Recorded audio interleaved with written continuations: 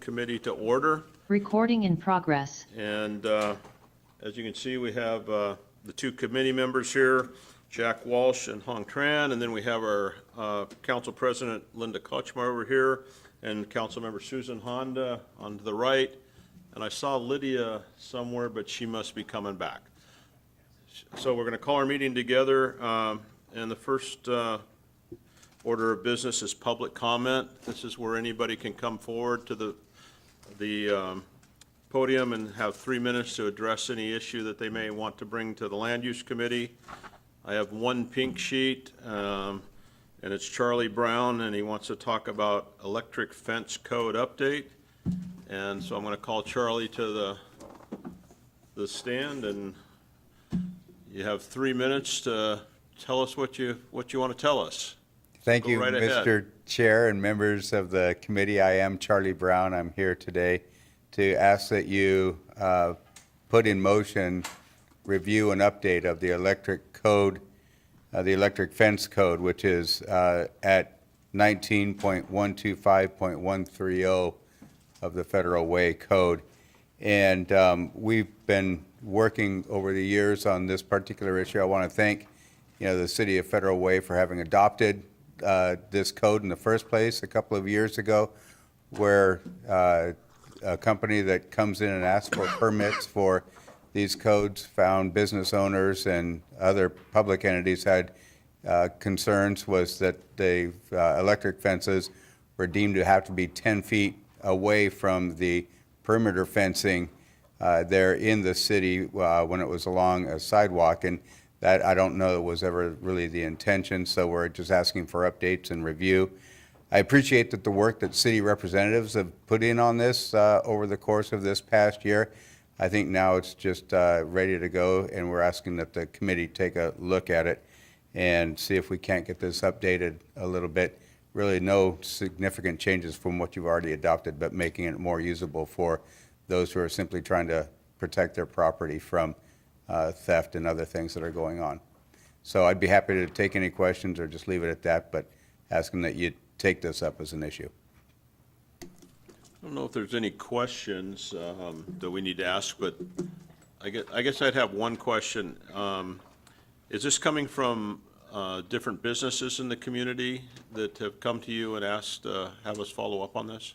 There have been businesses that have tried to install these and have asked that they try and get them into place. And so, yes, they're asking Amarok, which is the company that installs these, to keep working with the city, because it's Amarok that actually goes through the permitting. We do the permitting on behalf of the businesses. So there's a utility company that does utility work for Puget Sound Energy that wanted to protect their yard, but they found that the 10-foot setback from the front would have been a challenge for them. So there are businesses that are asking for this assistance. Okay, thank you. Council. Thank you. Do you know when this will come back to?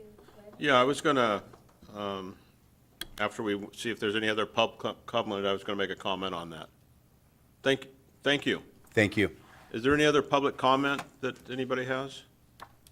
Okay. Yeah, if we could, Keith, you don't have to come up to say anything, or you might want a microphone, but if you could bring this back and we get a report as a committee, maybe the next land use meeting, a short, so we can update. I know we talked about, I know we talked about this many times in code amendment, but it'd be great to, not right now, but give the committee and the council a briefing at our next land use meeting. Would that be possible? Sure, we can do that next meeting. Okay. May I ask a question? Yes, Susan. Keith, what does the code say right now? So the issue that Mr. Brown is alluding to is the code right now says that they could put the electric fence at the property line or immediately behind an exterior fence if they wanted it at 6 feet tall.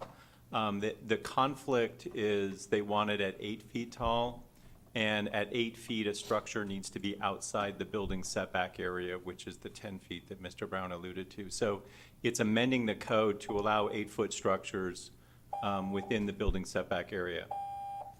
Am I out of time? You've been redlined. So this was changed, what, a couple years ago? So we worked with Amarok a couple years ago to put the code in place. We gave them the ability to review the draft code language. They did not perceive the issue that putting an 8-foot fence in the setback was a problem. So now they would like the code amended. And what parts of town can this be? In the CE zone Okay. and for government facilities. All right, thank you. Yep. Thank you very much. I We'll would, not- I would imagine this would have been beneficial to us as well. Say what? I would imagine this would have been beneficial to us as well with the O&M facility that had been terrorized, actually. Well, yeah. Okay, so we'll get it on the agenda for our next LUTC meeting. Thank you very much. Okay, now we'll move on to committee business. And the first item, does anybody have anything they'd like to bring up? And Councilmember McDaniel has joined us, so we have, and Councilmember, I always say Lydia, the friendly way, has joined us. So actually, we have everybody from the council here tonight. This is going to be a great meeting, lots of information, I'm sure. Okay, anybody have anything they'd like to bring up before we move on to our agenda? Seeing none, do I have a motion to approve the minutes from the August 5th, 2024 meeting? So moved. And second over there? Second. Okay, all in favor, please say aye. Aye. Aye? Okay. Okay, we're going to now move to the discussion of additional, of the 2024 council goal to prioritize airport issue. Bill? Stand by. Oops, this is not it.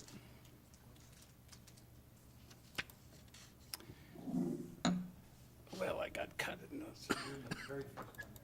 Yeah, I was up though. Okay. Chair Dovey and council members, council president, I have returned. It's nice to be back. And I'm here to discuss something we discussed in April. And the reason why we're here today is, oh, that's very good, Sam, out of practice. I've returned from what we discussed in April. It was discussed at council in March, and that is now that we're on the cusp of the SeaTac Airport master planning process, which could start as soon as October 1st. There was a discussion that we would let our residents know that this is a priority, a proposed fourth priority of this council. So basically, as the slides say, that we'd like, the mayor prefers, would like to have you consider that we would highlight air emissions, noise, safety issues in the upcoming SEA Airport Master Planning process for airport expansion, with this being the lead committee. This is what we've always done, but this is sort of theater acting versus television acting. This is just making the statement that this is a priority, and you're going to get monthly briefings that'll be erudite, but we'll still keep you posted on what's happening as we go through this process and we get our residents activated. And of course, we've all talked about this before. The SAM process begins supposedly October 1. As you know, they've had the outages with their technology. They're meeting tomorrow, which I was going to stream or drop by on. It will not be on Zoom because of technology issues. So I've been told this is not on the agenda. So we could be moving into November, but once the process begins, it begins. And so basically, their plan is to increase passengers by 2034 to 66 million. And of course, we want to make sure that the health impacts and the other impacts on us, noise, are mitigated as much as possible. And we're talking about 19 additional gates, a new passenger terminal, high-speed taxi turnoffs, added cargo facilities, and 30 other projects that will make the airport more vital, but it will also impact us more as well, too. So what do we do to find a way to help with those impacts? This is the timeline. This is if it starts October 1, and there is, as you've known before, late summer, they've been working on a draft. We're going to get it in the fourth quarter of the National Environmental Policy Act document. Then after that, it is the state documents that we go through. And then it goes through a process through 2025 and 26.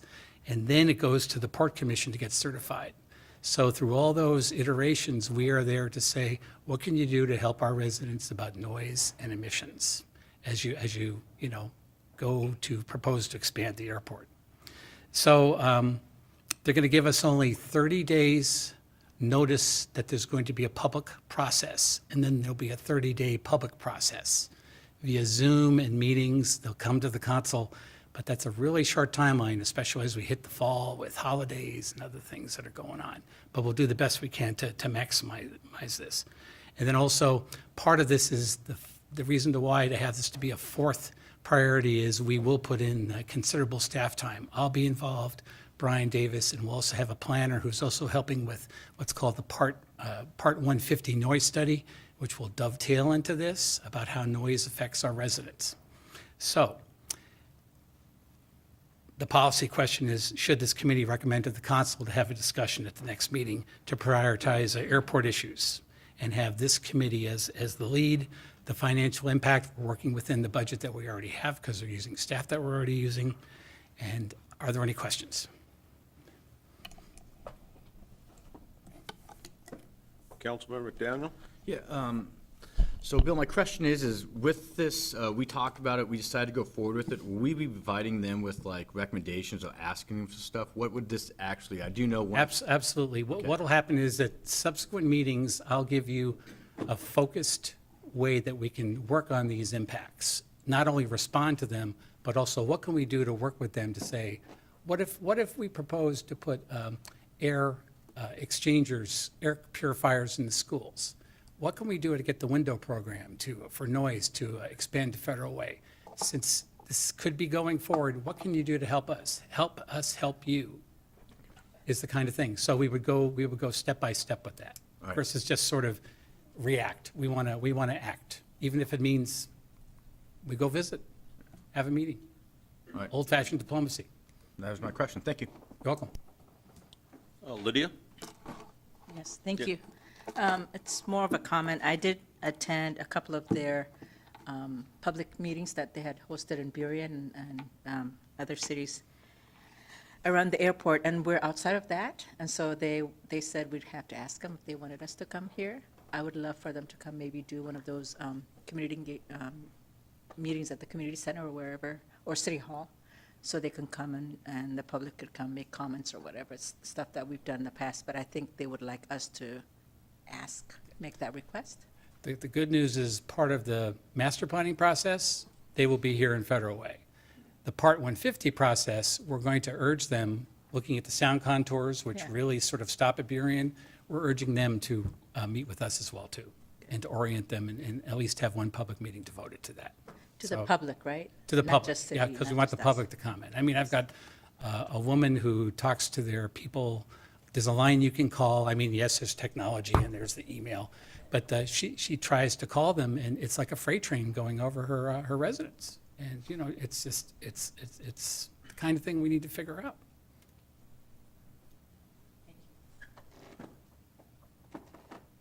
Okay, seeing no other questions, is there a motion to move this forward? Chair Dovey, I move to forward option 1 to City Council for discussion. Is there a second? Second, yes. Okay, it's been moved and seconded. All in favor, please say aye. Aye. Aye. Thank you for your presentation, Bill. Thank you. Okay, we're going to go to item C, is it 2022 asphalt overlay? Is that the right date? It is. Okay. It is. Project acceptance, it's almost 2025, right? Correct, correct, Okay. it is. Mr. Cole, you're up. Thank you, Chair, council members, committee members. Here to present on the 2022 asphalt overlay project acceptance. Policy question I have for you today is, should the council accept the 2022 asphalt overlay constructed by Icon Materials LLC as complete? Action needed, City Council must accept the work as complete to meet Washington State Department of Revenue, Economic Security Department, and Department of Labor and Industry requirements. Financial summary. We had an authorized maximum contract amount of about $3.5 million on this project. The actual construction came to about $2.5 million, left us with $981,877.75 in excess, below the maximum authorized contract amount. I have options number 1 and 2 in front of you today. The mayor recommends forwarding option number 1 to the September 17th, 2024 City Council agenda for approval. And I have I'm available for any questions. I guess I have one question. Sure. Usually, these things come to us and say, hey, we're within 100,000, or we need more money. Why are we like almost $1 million under what the budget was? Yeah, Which is great, we can spend it on something else, I'm sure, but Right. what happened? lots of other roads to fix. I looked over the budget really, really closely after I seen these numbers, and there was savings really across the board. There was nothing that stood out. Icon Materials is one of the few pavers that offer electronic tickets, so we know that all the material that was used was paid for. We're not getting over on anybody, everything was paid up and up.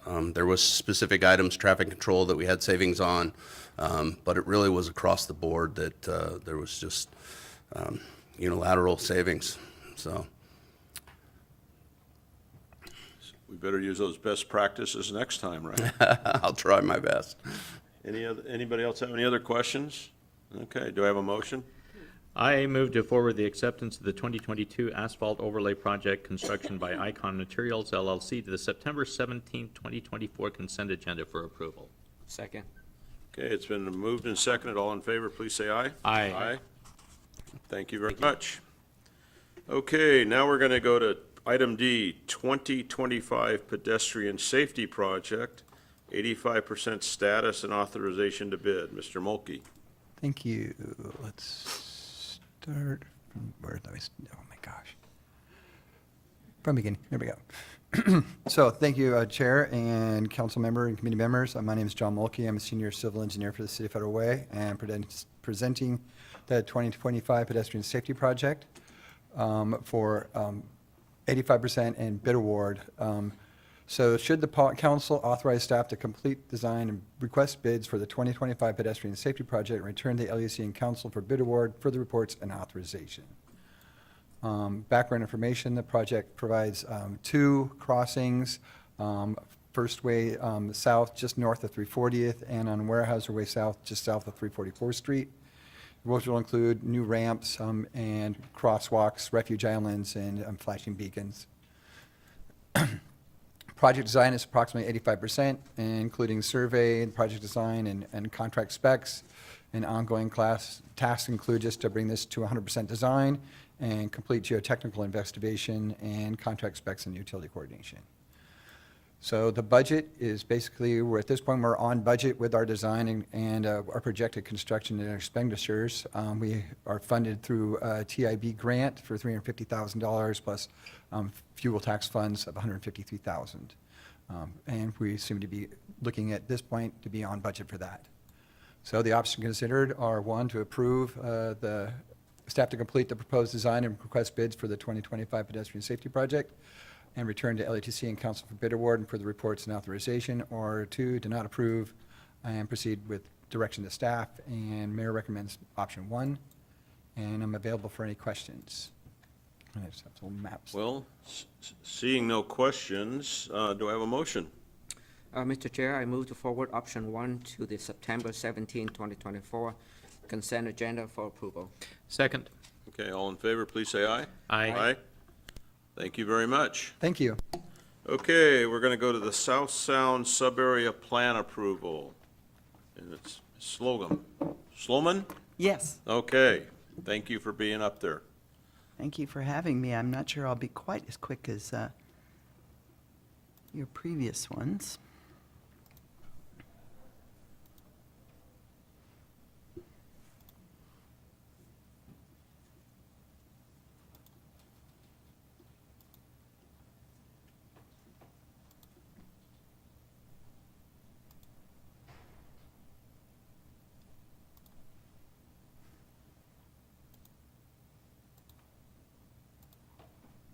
Okay.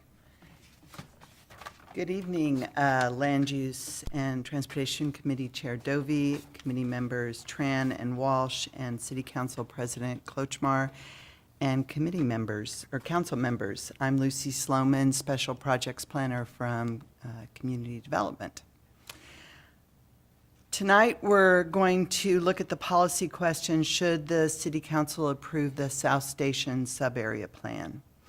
This has really begun with the addition of a second light rail station in Federal Way. As you're aware, there's the Federal Way Downtown Station, which is scheduled to open in 2026. A second light rail station is scheduled to open in 2035. This is the northernmost of the Tacoma Dome Link extension line. Around each of these stations are growth centers, a regional growth center to the north and a countywide growth center to the south. And this is the general boundary of the Countywide Growth Center, or CGC. The city has been conditionally approved for a countywide growth center, and that provides us with responsibilities and opportunities. We have to plan, and that makes sense because we want to capitalize on this investment, and we want a roadmap for transforming the area while avoiding inconsistent actions that might get in the way of us taking advantage of the station opening. With the CGC designation, we have to meet county criteria, but we also get transportation grants. And so really the purpose of this plan is to give the city control over the things that we're doing. The sub-area. The Countywide Growth Center was established in 2021, and the sub-area was established in 2022. Generally, it's streets that define that boundary: 348th to the north, I-5 to the east, 364th to the south, and Pack Highway, including some properties to the west of it, on the west. This was a county process that established these boundaries, and the sub-area contains about 388 acres. This solid line represents the Countywide Growth Center, and to get to the sub-area, lands were added to the west and south, and those lands were added because they would make a more complete neighborhood, but those areas won't really accommodate growth or redevelopment. And since the Countywide Growth Center that's the intent of it, the sub-area added lands like Todd Beamer School and Spring Valley Open Space that were important components of a complete neighborhood or sub-area. In terms of the existing conditions within the sub-area, it's a diverse array of uses. There's the Crossing Shopping Center, big boxes such as Costco, Lowe's, and Home Depot, 4 self-storage businesses, Jet Chevrolet, industrial uses such as DBM and Corliss. In the northwest corner is a new office building, Newmeyer Engineering. In the south are single-family and multifamily residential. There are institutional uses such as Todd Beamer, high school and churches, open spaces, but also underutilized and vacant land. So part of this is that we've looked at the forecasted growth. The way the Puget Sound Regional Council, or PSRC, asks us to look at that is something called activity units, which takes both job and housing and looks at the density of them per acre. There's minimum requirements. The existing minimum is 18 activity units per acre and a planned density of 30 activity units per acre. We do not meet either one of these. So another important thing that we're looking to the sub-area plan to do is give us a roadmap of how to meet those minimum requirements. In working with our consultants, they projected that we would have an increase of over 1,100 residential units and just under 1,000 jobs.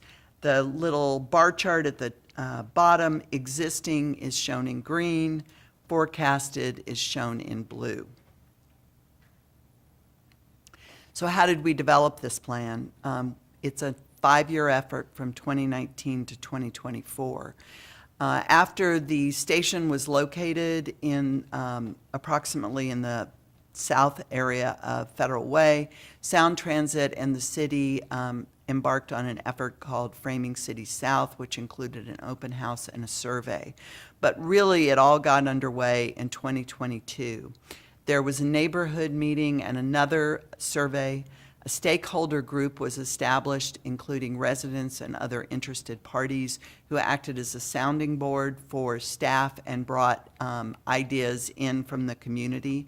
And that group met regularly for several months and went on station area tours. They went and saw several stations in Seattle and 3 transit-oriented development projects on the east side.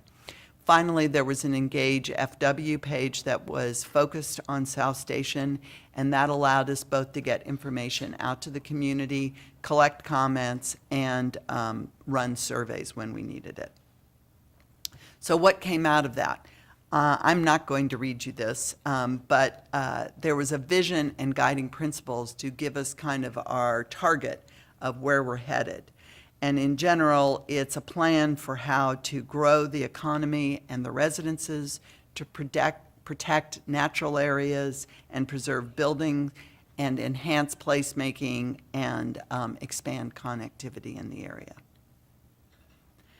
Finally, the group that worked together identified an area in the kind of heart of the TOD, or of the sub-area called the TOD district.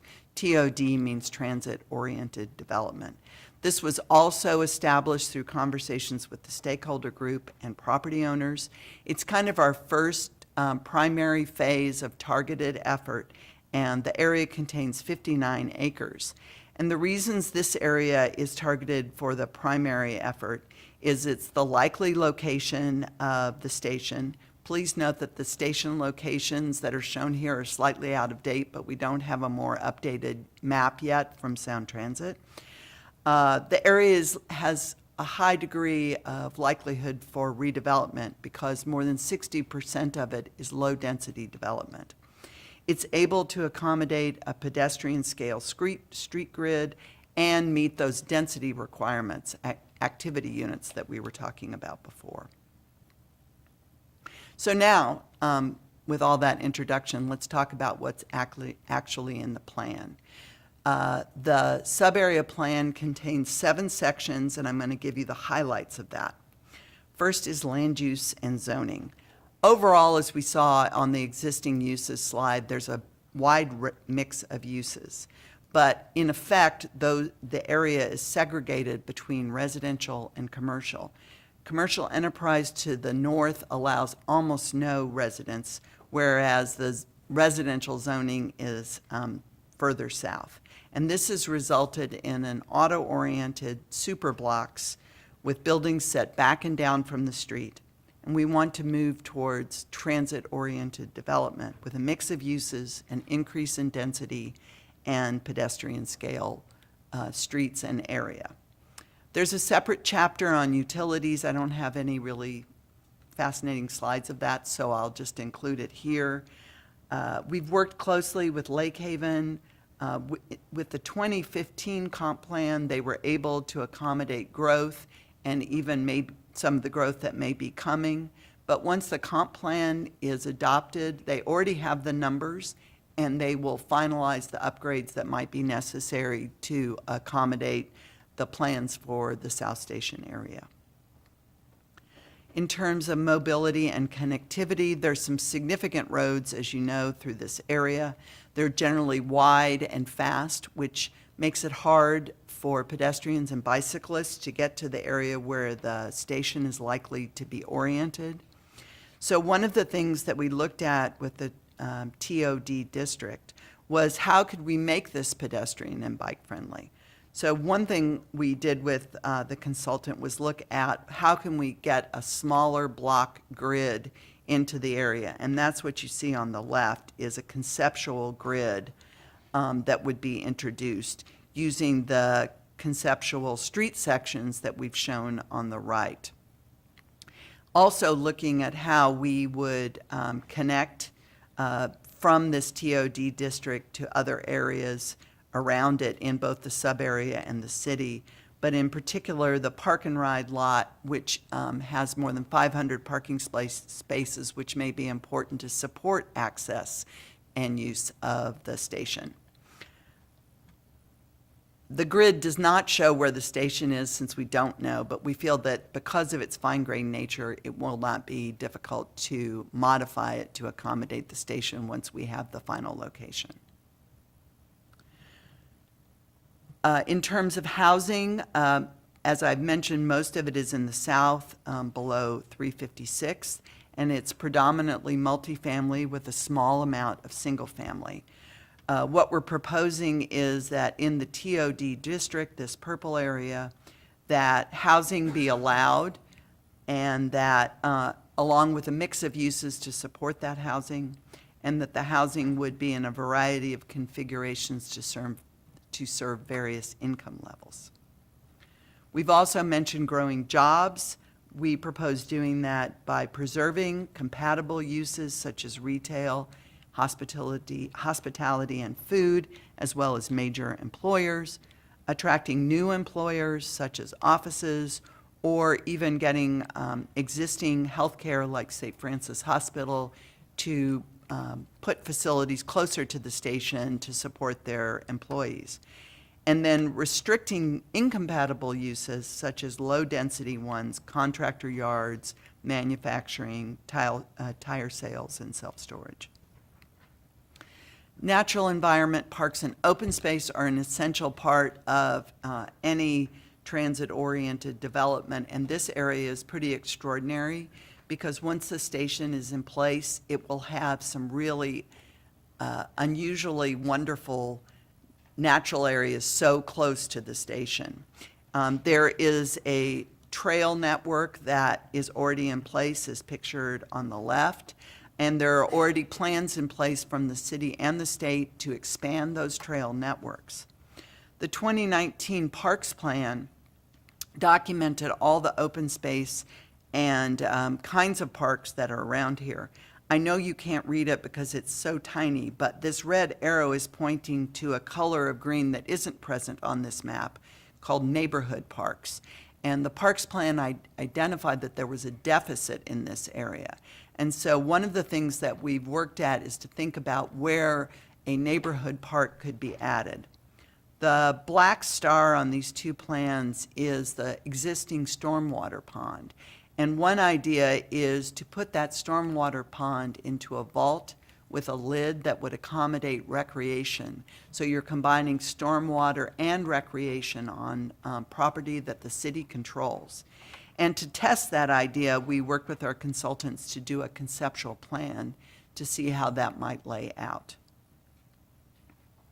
Last topic that we looked at were community assets and placemaking. The area has some nice vault wraps, but that's pretty much it, and they aren't really tied to the nature or identity of that area. So we want to create a streetscape master plan that will result in an identifiable district that's comfortable, safe, and interesting. It would include gateways, wayfinding and signage, art and streetscape that could be used both for public and private projects so that it's all cohesive and leads to that neighborhood identity. How are we going to do that? Well, first, with the comprehensive plan that'll be coming your way soon, instead of having the city center, which was the one chapter that was in the 2015 comp plan, there are now going to be two centers, one for the regional growth center and one for the countywide growth center. Then, if that's adopted, we'll work on changing zoning and development regulations to implement that. And then third step is to add another overlay for the South Station sub-area. And the idea is that we're creating two centers that are related yet distinct. They'll have consistent zoning and limits on inconsistent uses, but the overlay will lead to differentiation through density, intensity, and architectural character. So again, the policy question is, should the council approve the South Station sub-area plan? And the mayor recommends approval. Questions? Okay, Lydia, you got your blue light going, so I'll let you go first. I'm sure there's lots of questions. Yes, thank you. This actually looks great, and I'm pleased to see something like this being developed. One question I have is regarding school impact, because if we're going to build this level of housing, and I know El Centro is also planning to develop housing not too far from there, how's that going to impact our schools? Well, the city works closely with the school district, and that's the importance of doing these sub-area plans and comprehensive plans that include the specific numbers. School districts usually are looking monthly at all the growth and the projects that are getting built so that they are able to identify and anticipate the number of kids that may be coming. There is some discussion of looking at some unusual ways of accommodating school growth in this area. For instance, exploring a remote school because there's not a lot of land in this area. So I think the first step will be adopting the plan and then being able to work with the school district to figure out where all that population is going to go. It is a 20-year plan, so it's not immediate. And then my other question, and maybe other people have the same, would be around the housing requirement that we have from the state. Would this meet, again, considering what the plan is for Federal Way? I wonder if this is a way of meeting that requirement. Absolutely, you're right on. We anticipate that the majority of both housing and job growth will be in those two centers, the regional and countywide growth centers. And so, yes, this is a big part of meeting those growth requirements. Mm-hmm. Councilmember McDaniel? Yeah, a couple questions. The TOD section that you had in there and the way that you guys had added new closer roads and stuff like that. I know there's a bunch of buildings there now, so because it's a 20-year plan, is this just us presenting what we'd like to see it look like? And then would we be then changing zoning and requirements so that when they do a redevelopment, they would have to do that? I would anticipate that, yes. You know, as you well know, part of what we're doing is making the plan and kind of where we want to get to.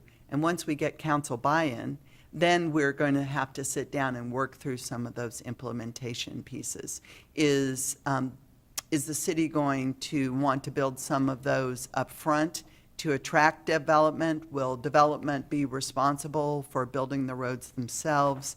Each of those kind of implementation pieces will get worked out once we have your buy-in to know that this is really a direction that we should be investing our time. Yeah. My last question was, you might have mentioned them, I just missed it. The businesses or the owners of those properties right now, were they brought into this conversation too? Some of them have, and there'll be more conversations to come. I think one of the important things to know is that none of this, the sub-area plan doesn't change anything. And so until you approve the sub-area plan and adopt the comprehensive plan, we aren't taking any further action that would change any of the zoning or development regulations. And so as we're doing that, we're going to be talking to the community, but I will add that nothing requires them to make these changes. Yeah. You know, if a business is in place and likes what they're doing and they don't want to make any changes till the station comes in 10 years, that is absolutely their right. I was just curious because I saw a road where my office is, so I was just curious on how that would work out. Thank you. You're welcome. Yeah, I've got a couple questions. I mean, this area is one of our highest tax collection areas in the city, and we're about to kill it, it looks like to me. I mean, the plan's great, it looks good on paper, but we're going to displace a tremendous amount of revenue by saying, hey, this is what we want you to do. When I look at it, am I missing something? Well, I'll start and let Keith follow up. I would say that so Costco and Home Depot are outside of the TOD district. And in fact, Lowe's was originally in the TOD district, and we took them out just for that reason. I'm not sure about the rest of the uses. Crossing seems very interested in working with us on this. We have met with them.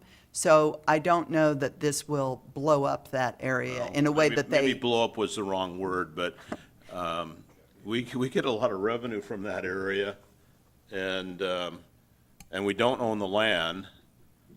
And it would seem to me that we don't want to make the same mistake we did with not owning the land down in the first area where the TOD went in, because we don't have control on the property.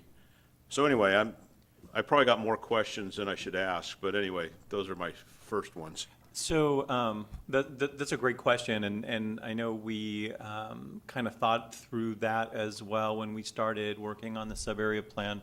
So as Lucy said, our first phase of rezoning will not include any of the big box stores. And as you think about Home Depot and Lowe's and Costco, what we're talking about is potentially adding, 500 to 1,000 residents to this area. Those are all shoppers, and they will walk to those big box stores and buy, their screws and their hammers and all the other things. So you're adding customers to support the retail as well. So this densification of this area is actually good for retailers, which is why the crossings, and we've met with them, the Fanta Group, a couple times, and they're really interested in their property being upzoned. They see kind of mixed use happening as part of redeveloping their property in the future. So I think we can have both, actually. Is there a way that the city can control some of the property? I mean, we're going to have a presentation. We have lots of presentations from Sound Transit, and they're doing a great job, but I mean, I think we learned something from the way Bellevue negotiated and the way we were at. I mean, how does that work?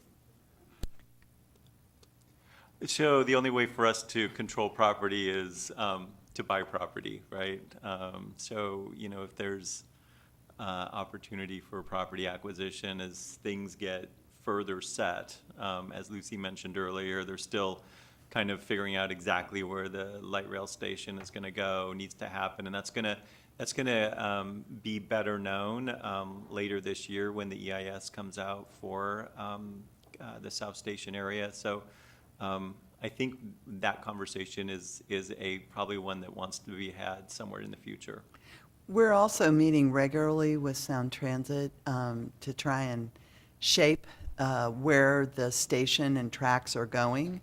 And, as you well know from the North Station the downtown station going in, this area is going to change because of the station and tracks going in. And so I think we're just trying to get out in front of it and shape that and maintain those uses that are particularly essential economically, character-wise, et cetera, so that we are have some control over what's coming. Yeah, there's no doubt that Sound Transit is a great organization, and they're going to do wonders for Federal Way, and doing this is even going to be better. But it just seems that what's a timeline? We approve this. We got a lot on our plate. I mean, what happens? Well, I could make an electric fence comment, but I'm not going to.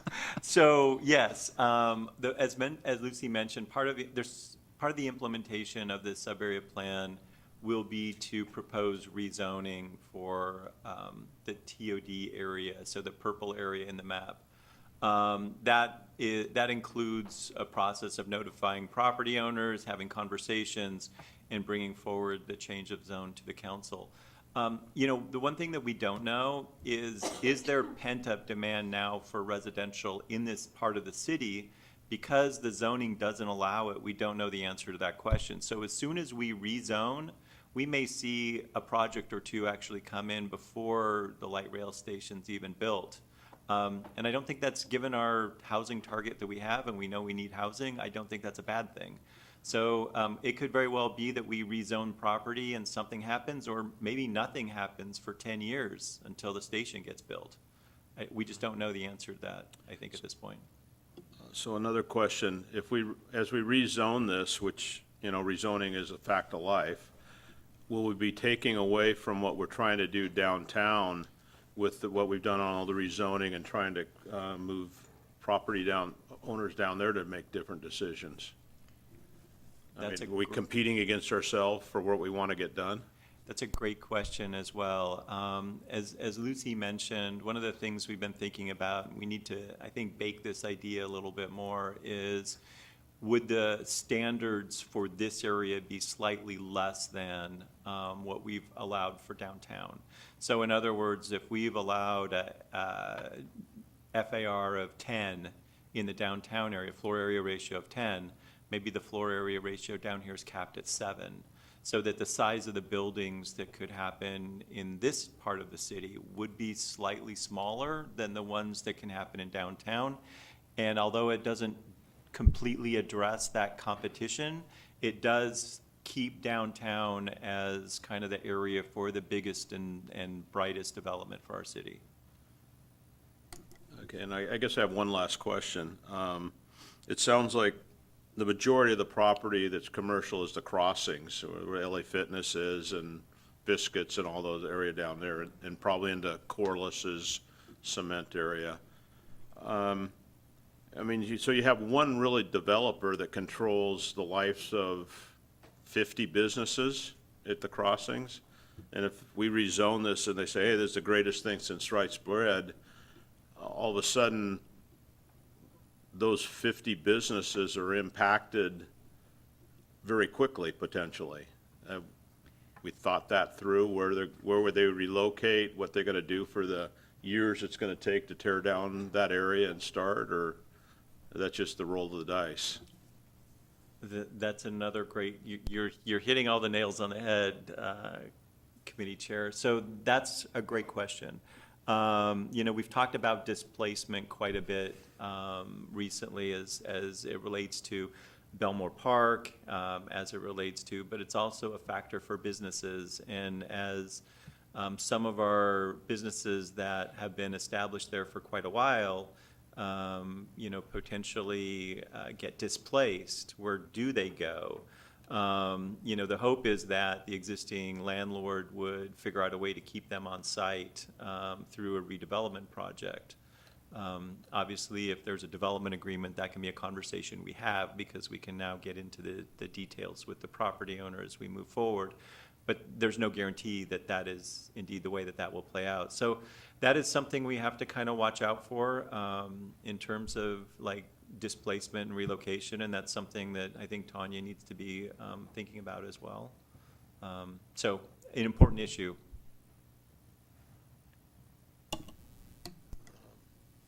I guess I'll just make one more comment.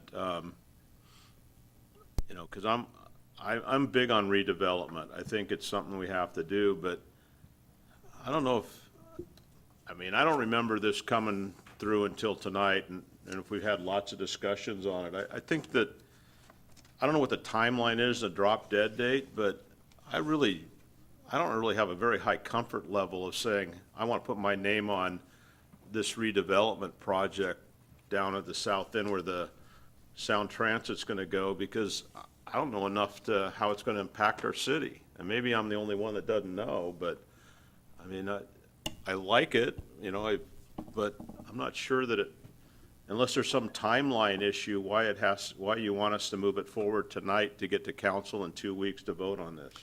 I guess. And maybe you have a better idea, and I just don't know. No, definitely not that. I was just going to point out that the real meat of the action that's associated with the sub-area planning is the rezone. And the rezone is not something that is happening tonight, and it's also something that will come before council for you guys to consider what aspects of that potential rezone you guys are in favor of in the future.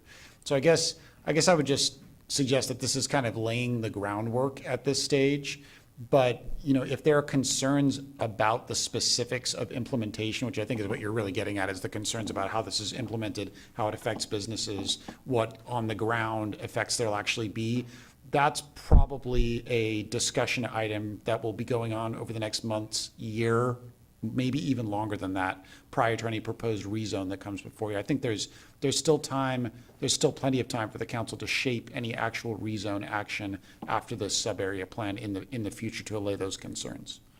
I would also add that this gives us a framework to begin working on how to implement it. Second, there are transportation grants that come with this that we have been applying for, and we're required to do this kind of planning to maintain our status as a countywide growth center to be able to get those grants. So nothing will change. It cannot be implemented until we take additional steps, which will come before the council. Yeah, and Lucy reminded me, I should have made more of a point of that actually in my response as well from the legal perspective. In order to preserve what we currently have in terms of a conditional countywide growth center designation for the South Station area, and the reason that designation is important is exactly what Lucy just said. It opens us up for a lot of potential funding opportunities, transportation-wise. In order for us to maintain that designation and to maintain eligibility for those grants, we have to do this planning exercise. And so that's really the urgency here in terms of it needing to go forward now as opposed to being, pushed forward months, is that we need this in place to satisfy the planning requirements that we have to keep that CGC designation, to keep our ability to get transportation funding and other funds. Could you elaborate how much money and what that is and what the timeline? At first I've heard of, are we talking hundreds of thousands, millions of dollars? What's at risk?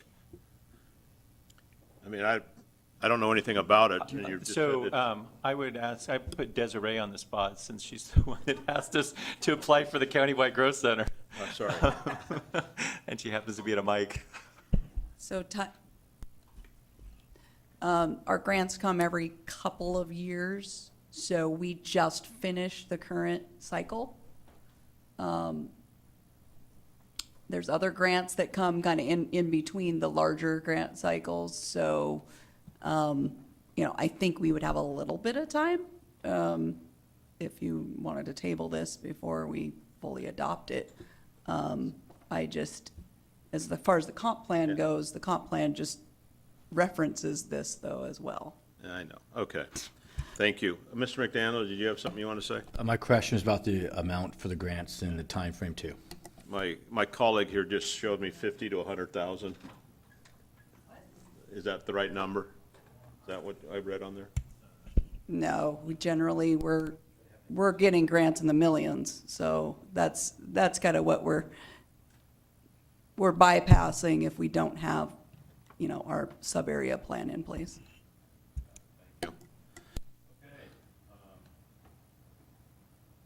Do I have a motion?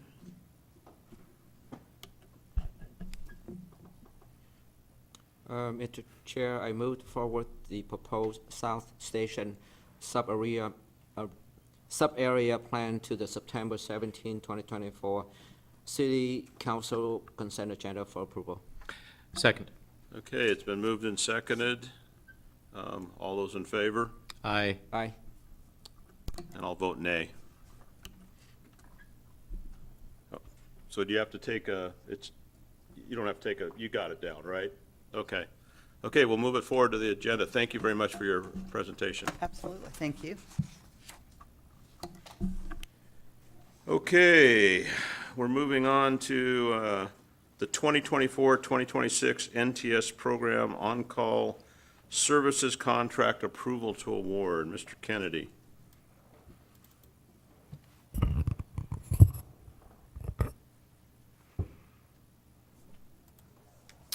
Good evening, Chair Dovey and other council members in attendance. My name is Jason Kennedy, Senior Traffic Engineer with the Public Works Traffic Division, and I'm presenting on a request for award for the 2024-26 Neighborhood Traffic Safety Program On-Call Services Project to the lowest responsible bidder.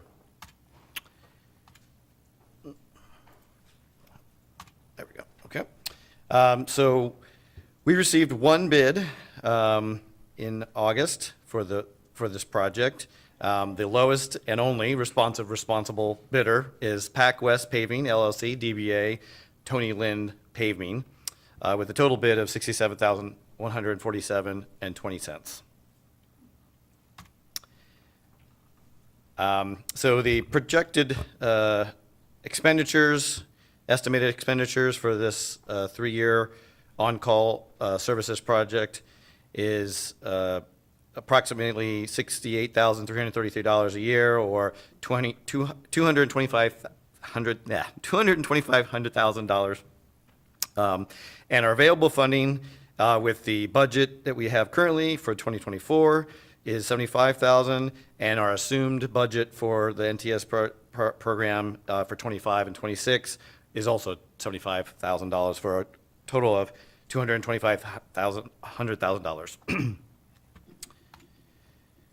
So the options we have considered for you tonight is option 1 is to award the 2024-26 Neighborhood Traffic Safety Program project to Tony Lind Paving, which is the lowest responsible bidder, for the not-to-exceed amount of $225,000, and authorize the mayor to execute the contract. Or option 2 is to reject the bid and direct the staff to rebid the project in return for further action.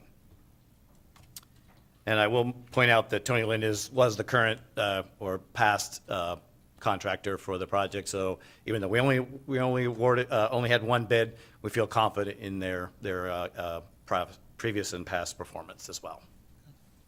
Councilmember Honda? Thank you. Do you have any neighborhoods who have applied for the program this year? I apologize. Can you repeat that Do question? you have any neighborhoods who have applied for the program? Yes, well, so we actually have a previous project that has been approved by council that was waiting for this new renewal of the on-call services project. And then we also have some current that from last year that under the new program that are waiting, as well as currently for this year, we've got at least 3 or 4, I believe, that have passed NTS criteria that we anticipate coming to council for approval for the following year, for 2025. So yes, there are several projects that we have potentially in the hopper and ready to go forward. Thank you. Okay, no other questions. Do I have a motion? Yeah. I moved forward option 1 to the September 17, 2024 consent agenda for approval. Second. Okay, it's moved and seconded. All in favor, please say aye. Aye. Aye. Thank you very much. Thank you.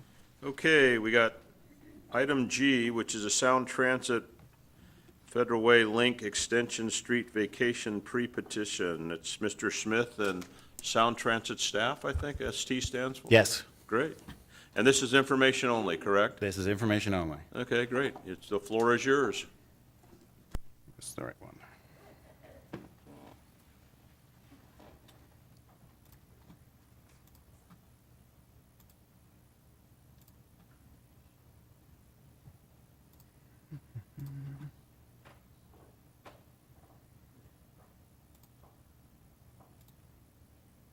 Okay, good evening. Ken Smith with the City of Federal Way Public Works Department. I'm here just to intro Sound Transit, in this case it's Lynette Riley Hall, to do a little background on these proposed street vacations, which is a part of the pre-petition process for the street vacation. So this is just the information only prior to their actually submitting the application. So this is kind of give us some background. So I'll introduce Lynette. Thanks. Thanks, Kent. I'm Lynette Riley Hall, Sound Transit Executive Project Director for Federal Way Link Extension.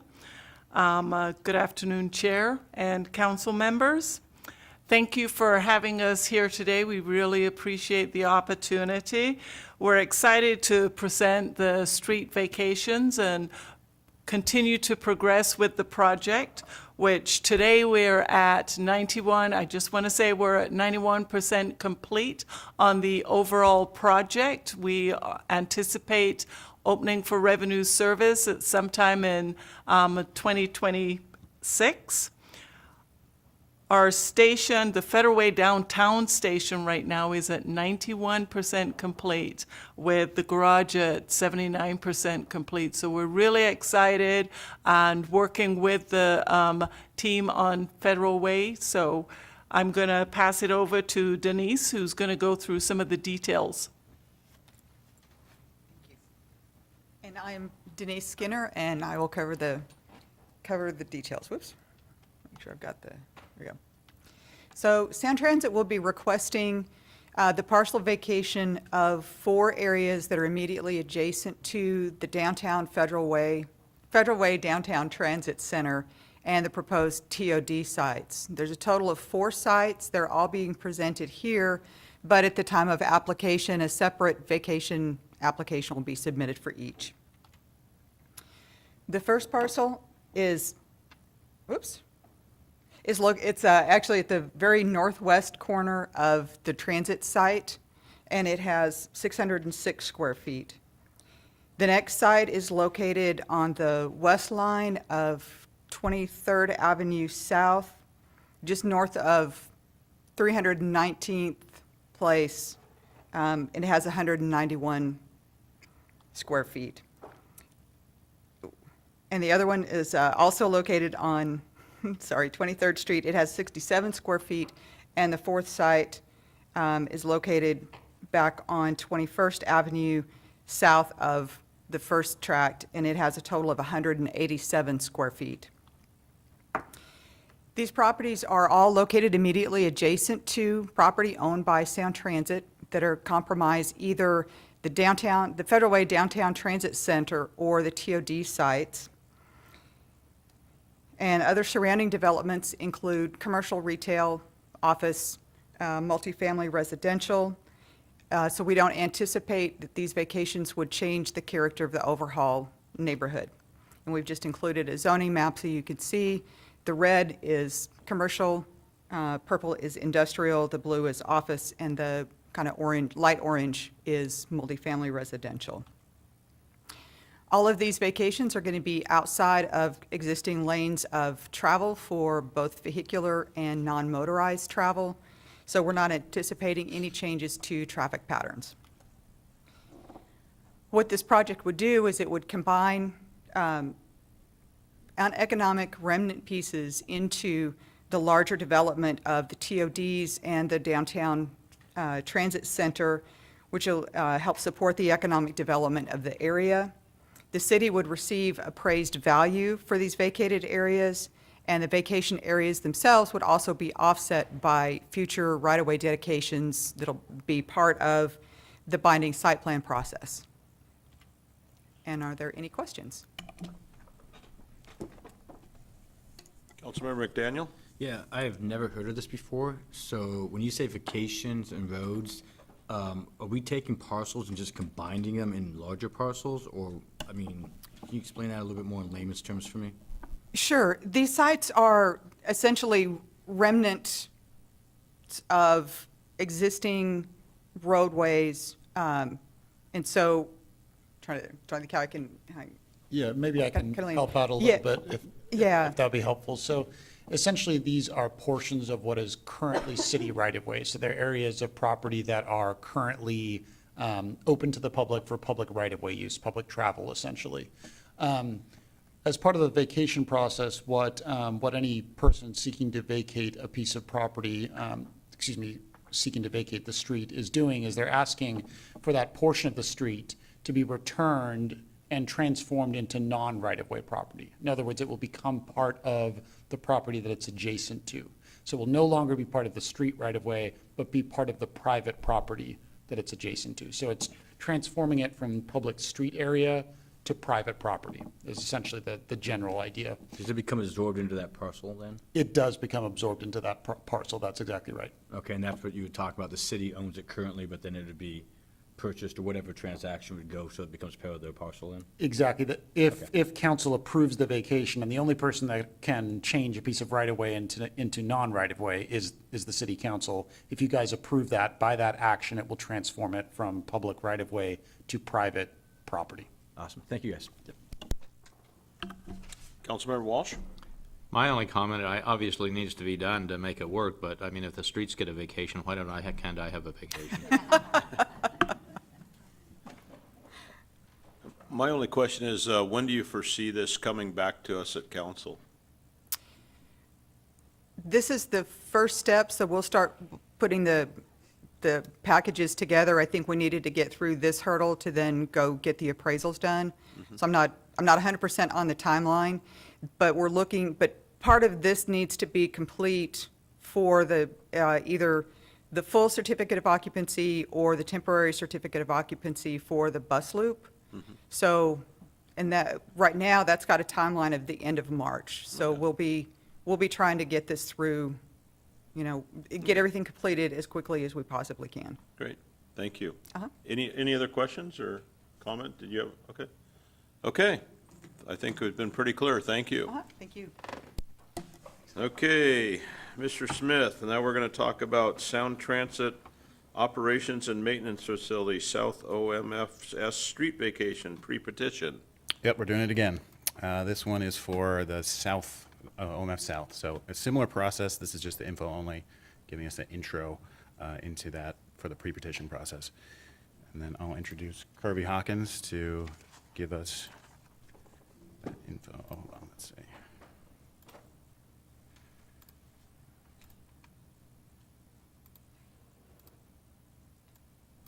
Here we go, Kirby, go ahead. All right, good afternoon or good evening. I'm Kirby Hawkins. As mentioned, I'm the Project Development Director for the OMF South. So thank you for the opportunity to present today. So the purpose of the presentation today is to introduce the street vacation petition that we will be submitting soon on the OMF South project. And this is one of the requirements for submitting that petition. And we'll follow, what will follow today will be an overview of the process, providing an introduction of the petition, as well as just more background. So Fairway Link team did present today. This project is distinct and different from that project, just as a reminder. So I'll give a little background on the OMF South, and as a reminder of where we are on the project. This project released its final EIS earlier this year, and the board selected the project to be built in June. So that project to be built is located between South 336th and South 341st Place, between I-5 and Pack Highway, and the general location of where the Christian Faith Center is located. The existing 20th Avenue South runs north and south between those locations and essentially bisects the project. So 18th Place would essentially replace or replicate 20th Avenue as part of our petition, and it would provide that functionality that we're seeking the petition of vacating 20th Avenue for. We're also including an extension of 20th Avenue South to meet city requirements as well. So this graphic on the left illustrates the proposed street changes as previously described. The graphic on the right illustrates the conceptual site layout, and it also includes the components of the OMF South as well. That includes the internal track required, the parking and key facilities of the site, which are located, identified in yellow. We've also illustrated in shaded green how the existing 20th Avenue would be in comparison of the site layout itself. So as the team has continued to refine the site layout and the conceptual design, we anticipate that 20th Avenue will be the best, vacating 20th Avenue would be the best way to support the site moving forward.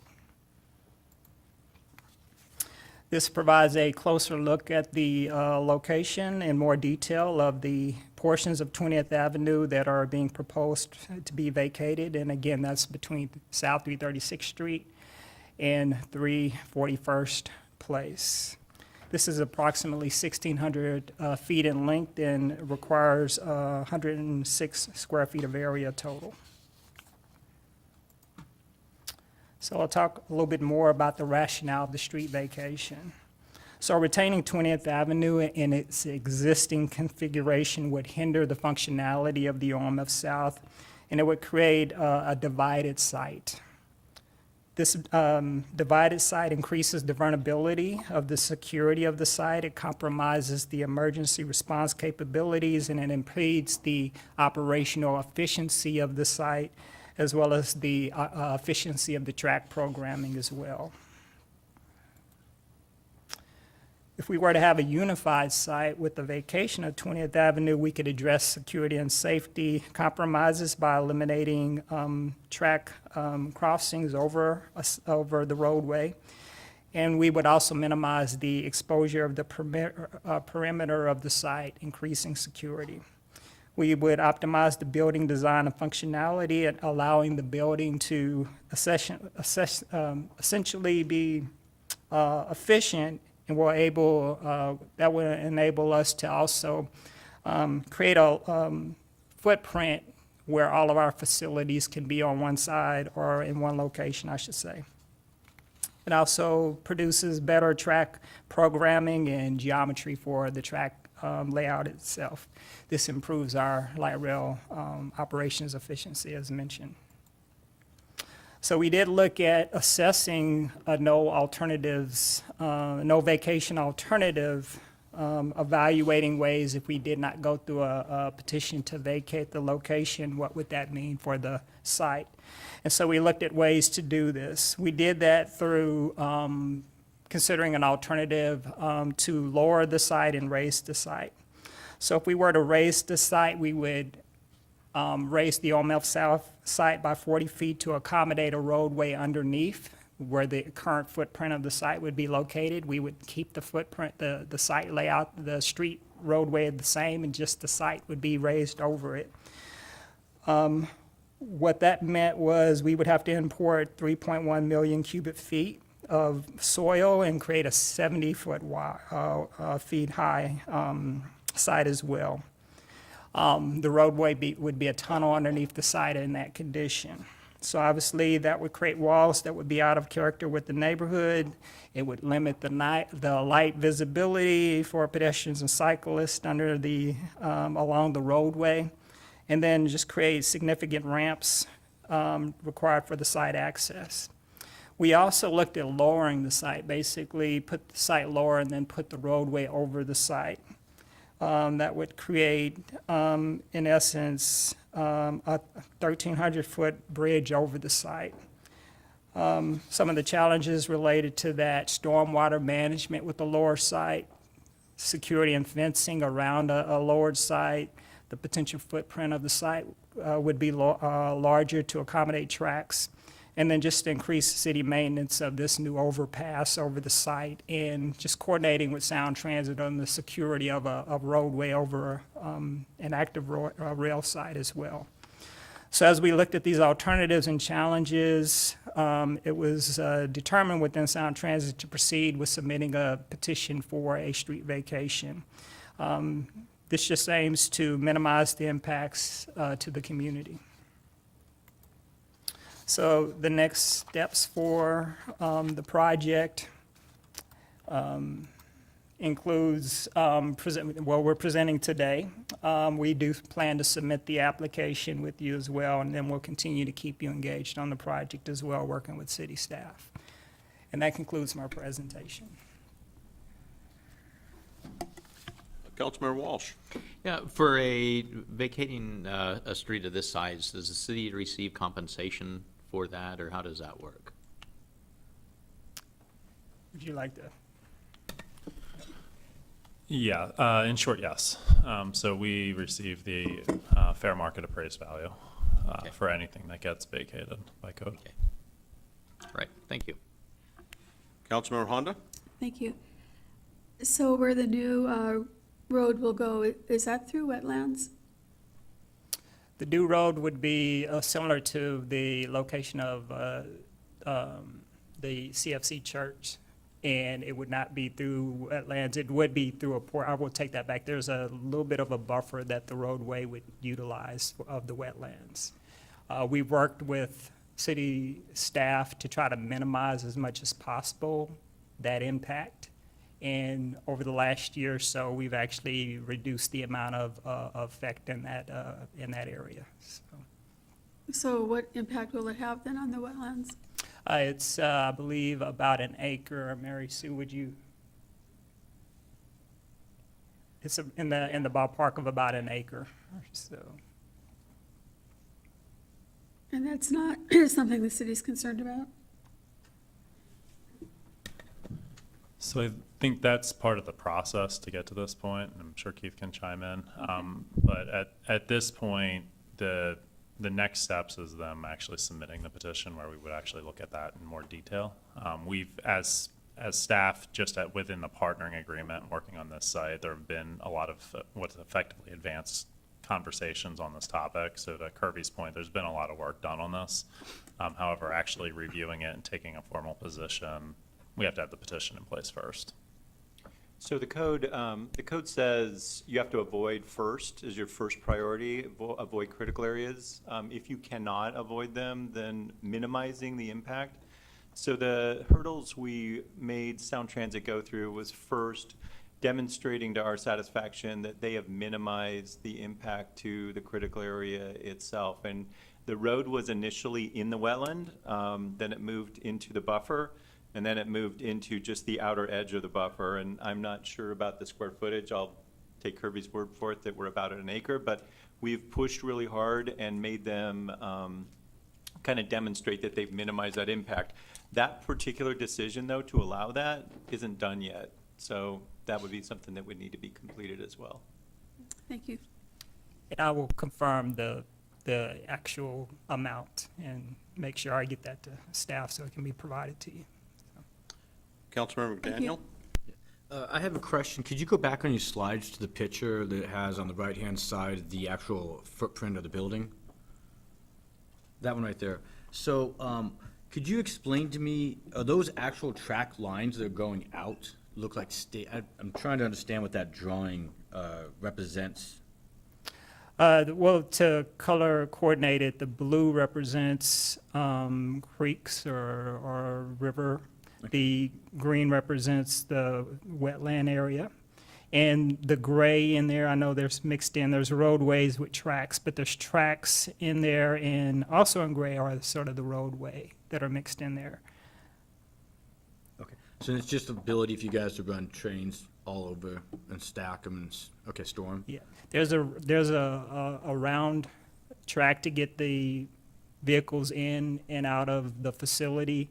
And then on the left-hand side where you see a lot of those lines together, that's the storage tracks as well. So getting into the site as well, we have what we call lead tracks that lead into the site. And that connects to what will be the main line track, which will run adjacent to I-5.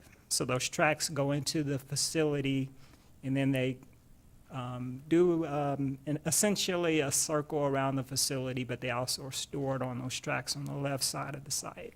Okay, thank And you. yeah, the yellow is the buildings, and the maintenance is done within so the tracks, you can see some of the yellow there, some of the maintenance done on the light rail is done within a building, which the tracks go within, which is on the right side of the picture that you see. And the one on the left is pretty much storage track for keeping stuff out of the way and moving it around? Correct. Okay. Yeah. Thank you. Oh, Lydia, you have a question? Sorry. Yeah, I do. I do appreciate what you're saying, and I understand why you need that vacated. But I work on 333rd and 22nd Lane South, right, 1 block away or over. And I know there's new development now, so there's going to be more housing there. And a lot of people use that to go to all the businesses like Walmart and all the small businesses in that area. So it just seems like it would be hard for people to get to those businesses because now you have to go down to Pack Highway and go across to all those other businesses if you live in that area. There's a lot of multifamily properties there and condos. So it would really be a shame to lose it. I do understand you guys' position for, but at the same time, I'm also concerned about the people who live there and who work there, so. Just a comment, but I don't know if it means anything. We did do some analysis of travel time there. So if you are traveling through this area, what this adds for an automobile about 1.5 minutes, 2 minutes of additional travel time to get through this area. And if you're walking, If you're walking, 6 minutes, yes.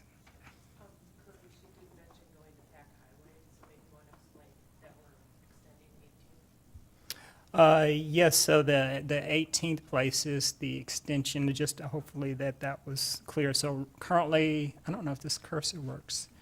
So the extension is actually being proposed as part of the petition, the way that we would replace the functionality of 20th, is we would actually build this extension. Right now, this extension, 18th place ends, I believe, right about here. So we would add this extension along this portion on the west side of the site for that through traffic, and that's what keeps it, under 2 minutes if you are going through this site of just additional travel time, but it's significantly less than if you were to have to go to Pack Highway. okay, thank you. I didn't, I missed that. Thanks for Oh, catching. I'm sorry, I did not catch that. And it's so within the area that has already been purchased and acquired by Sound Transit, right? So you don't need any additional, Correct. It's been, it was in our FEIS as well, this was proposed, so.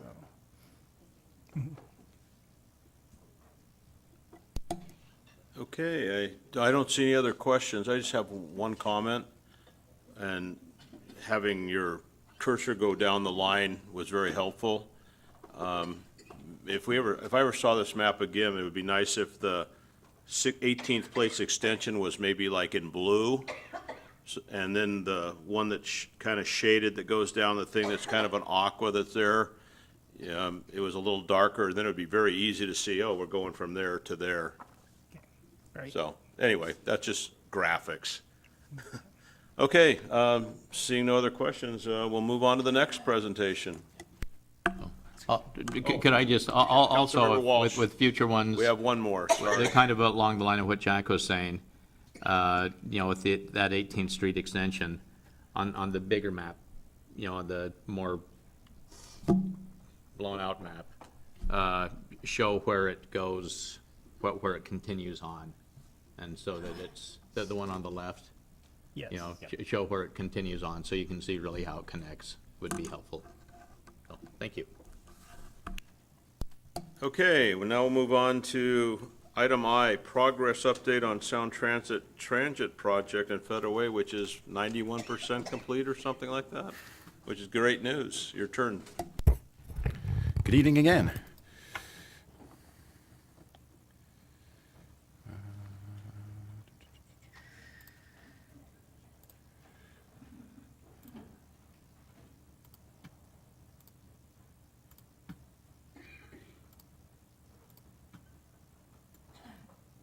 Okay, one more time. Kent Smith with the City of Federal Way Public Works Department.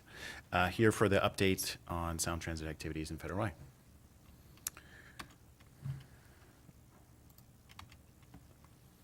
So for north of 317th, the project is doing landscaping, fencing, OCS work, and that's kind of ongoing along the corridor in a lot of locations.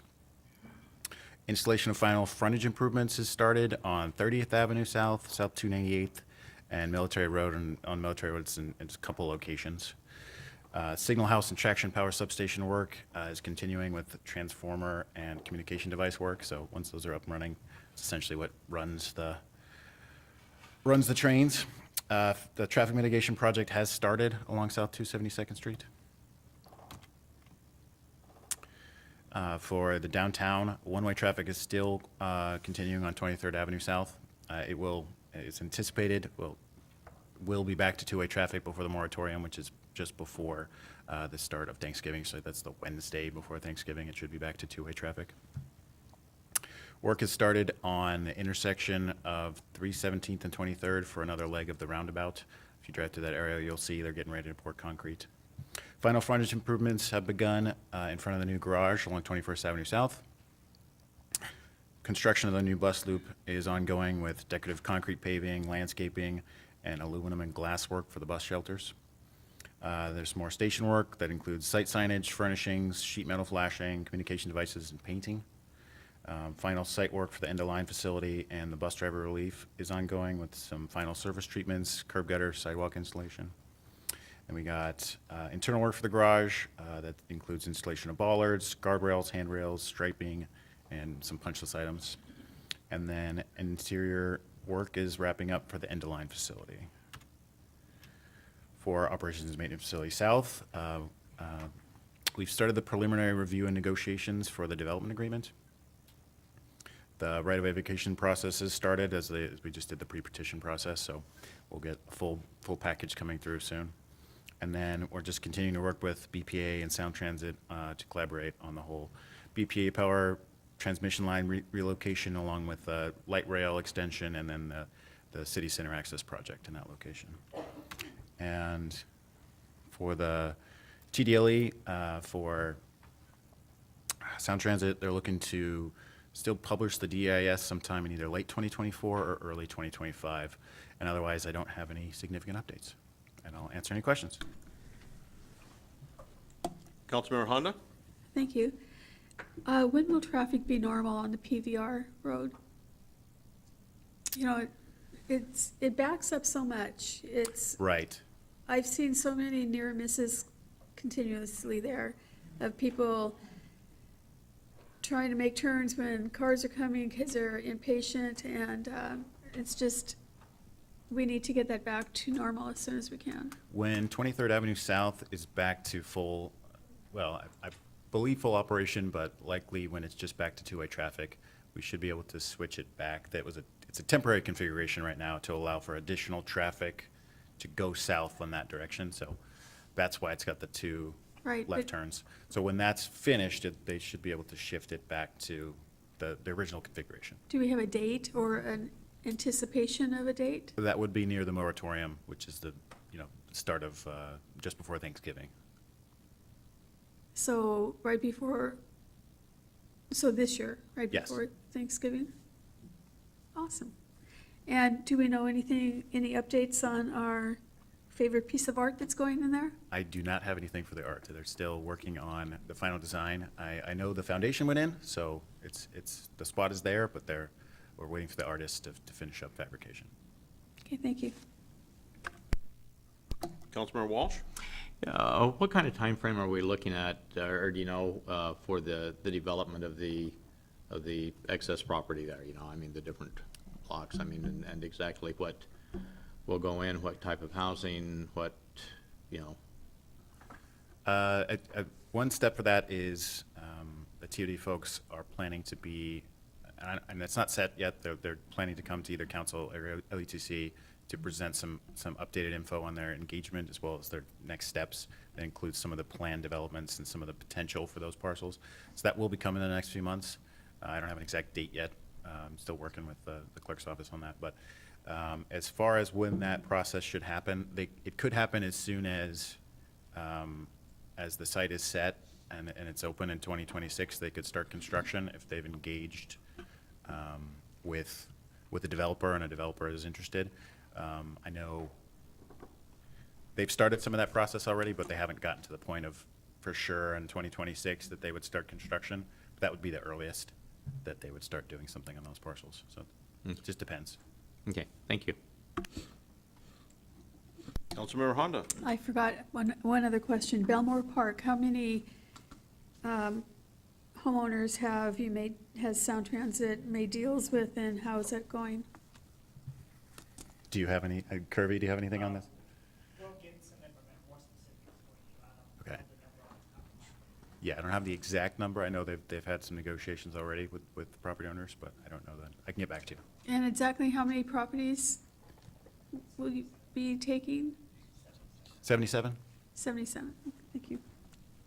Thanks, Kirby. Okay, seeing no more questions, thank you, Mr. Smith. Thanks.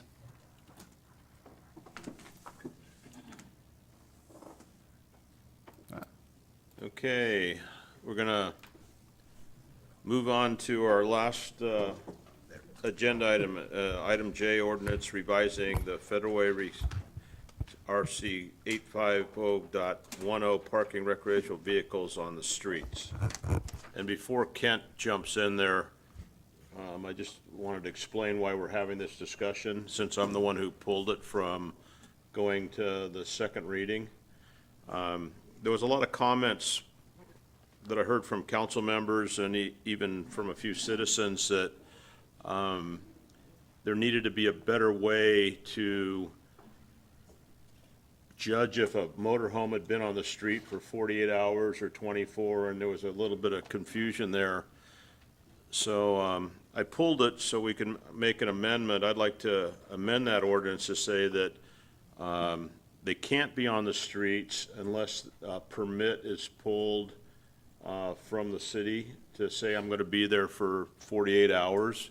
And I've talked to IT Director Thomas, and he said it'd be very simple to have a online permit system that's no fee, that the citizen can go on and say, I'm going to have my motorhome in front of my house, and I'm simplifying it, for August 21st to August 23rd to load it.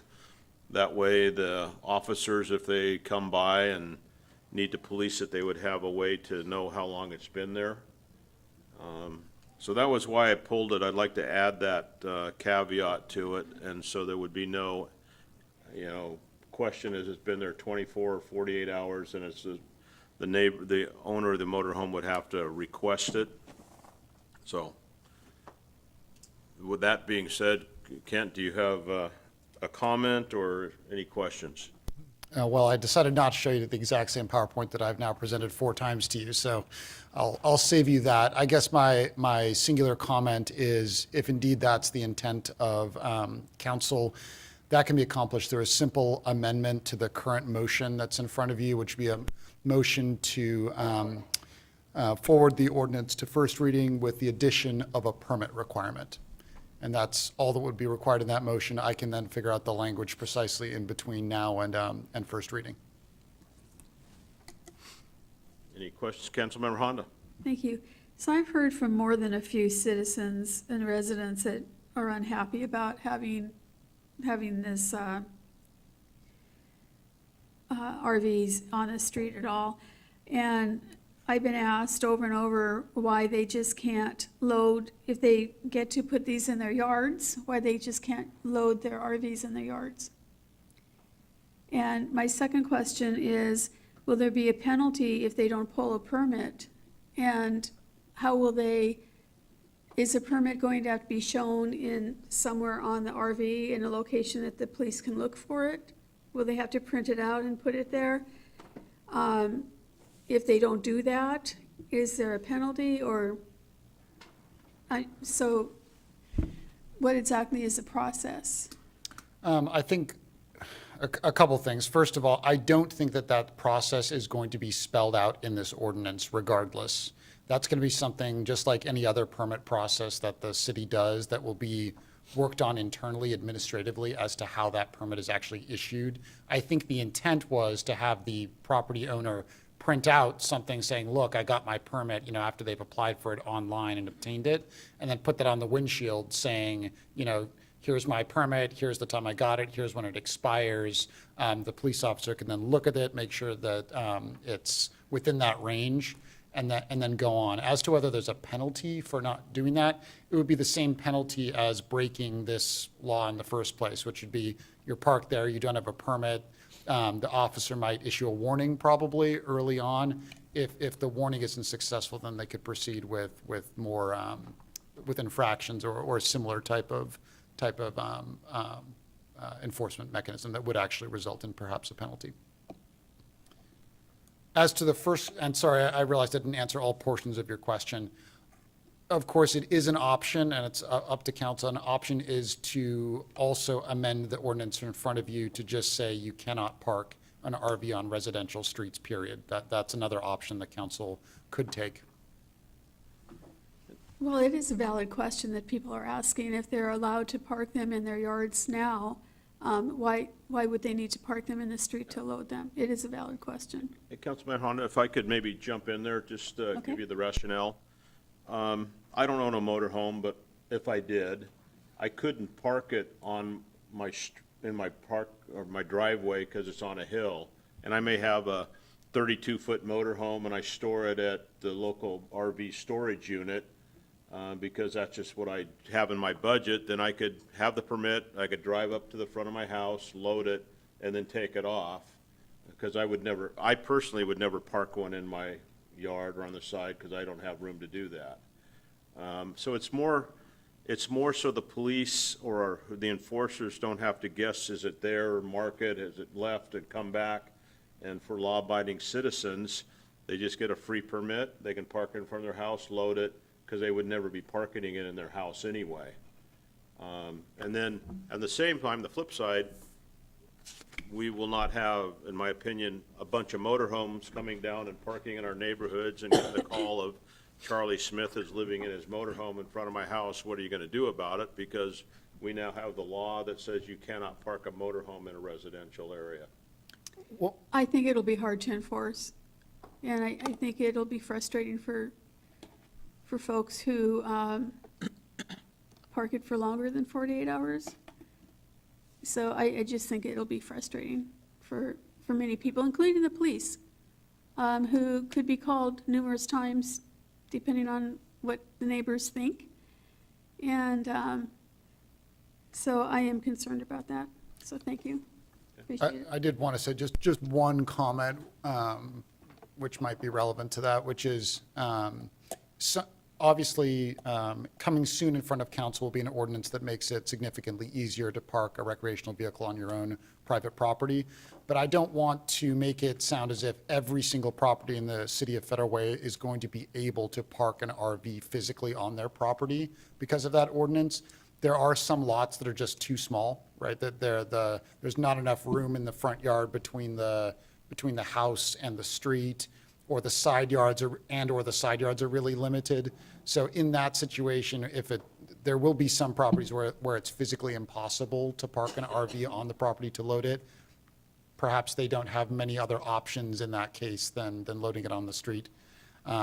But then I'd also say if they're just loading it for 2 hours on the street in front of their house, it's unlikely the police are going to be enforcing this restriction against them in that limited time period. So a lot of things to consider. Councilmember Walsh? Yeah, I was just going to go along with that same idea. I mean, if they have a 24-foot driveway and a 32-foot motorhome, if we don't have some sort of allowance that allows them to park for a limited amount of time, we're basically forcing them to break the law in some way or another. And so I don't think that we should have ordinances that forces people to violate the ordinance. So I think that this idea of the permit is a very good idea. I think that Jack's idea is excellent. Lydia? Yeah, I think I agree with what Councilmember Honda is saying in terms of making it very difficult, and I think it adds an undue hardship, because sometimes you may not know that you're going to need that much time if you're on the street. So I just feel we're adding an additional barrier, if that's the route we're going. So if they have to park on the street, I think having the rules be there so they, people know to follow them and not worry too much about it unless they're there for days. But to Councilmember Honda's question, if they can load it on somewhere in their yard, then why do they have to leave it on the street? And I don't know, because I don't own one. Yeah. But I think we're just adding an extra barrier or extra layer of undue and hardship that is hard to enforce, I would say. Thank you. So I agree with what Susan said. Councilmember Daniel? Yeah, I just want to verify, so if we pass this motion tonight, the adjusted motion with the permitting, the ordinance will make it illegal to park in a residential street generally, but the one exception would be is if you reach out and get a permit to do the 24-hour loading time. Is that the understanding? 48 hour. 48 hours. 48 hours. And then the last thing is that you still also must be loading it and unloading it in front of either the residence you own or the residence you live at. Okay. So So there's I still was, that. yeah, just to add my 2 cents, I was a big proponent about not letting them park just because I felt it'd be hard to do. I am more gracious on the concept of making them jump through a hoop and doing the permit. I don't think there's any we're not gonna get a perfect answer for this particular scenario. I do feel this solution is more of a combined effort where we've had both sides come together in agreement on at least the most mutually beneficial aspect. The fact that the ordinance says you can't have them on the street, in my mind, gives us enough teeth to put into it. And making them jump through a hoop and doing the permit, in my mind, is an exceptional way to allow that to slide. So I actually like the common scenario that we came to on this one. Thank you. Okay, maybe I'll make the motion that we move the current, what do I want to say? The current ordinance forward and add the portion that the resident that parks on the street in front of their house would need to get a free city permit through our computer system for 48 hours. Or would you like to draft it? EJ, are you looking at the council date in front of you by any chance? So I could add that into this motion. September 17th. 17th is the next one. So I would recommend a motion that says, I move to forward the ordinance to the September 17th council meeting for first reading with the addition of a permit requirement. Okay, I move that we move the ordinance to first reading on September 17th with a permit requirement to the ordinance. I'll second that.